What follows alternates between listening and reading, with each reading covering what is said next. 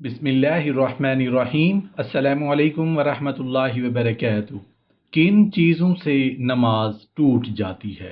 नमाज तोड़ने वाली चीज़ें। कसदन या भूलकर बोलने से नमाज टूट जाती है। नमाज में आह या उफ या ओह या हाय कहें या ज़ोर से रोएं तो भी नमाज टूट जाती है।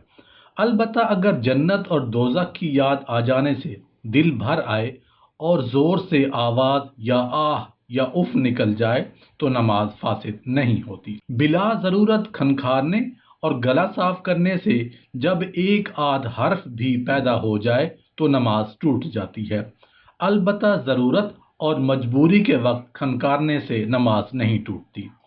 नमाज में छींक आई और उस पर अल्हम्दुलिल्लाह कहा तो नमाज फासिद नहीं होगी, लेकिन नहीं कहना चाहिए। और नमाज में अगर किसी और को छींक आई और उसने ही अपनी नमाज में यरहमुकल्लाह कहा तो नमाज टूट गई।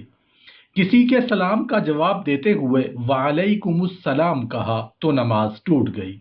नमाज में कोई खुशखबरी सुनी और उस पर अल्हम्दुलिल्लाह कह दिया तो, या किसी की मौत की खबर सुनी उस पर इन्ना लिल्लाहि व इन्ना इलैहि राजिऊन पढ़ा तो नमाज फासिद हो गई।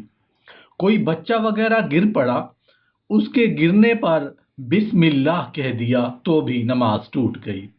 किसी खत या किसी किताब पर नजर पड़ी नमाज के दौरान और उसको अपनी जबान से नहीं पढ़ा, लेकिन दिल ही दिल में उसके मीनिंग समझ में आ गए तो नमाज नहीं टूटी। अलबत्ता अगर जुबान से पढ़ ले तो नमाज टूट जाती है। नमाज में कोई चीज खा ली या कुछ पी लिया तो नमाज टूट गई। यहाँ तक कि अगर एक तिल या छालिया का टुकड़ा उठाकर खा लें तो भी नमाज टूट जाएगी।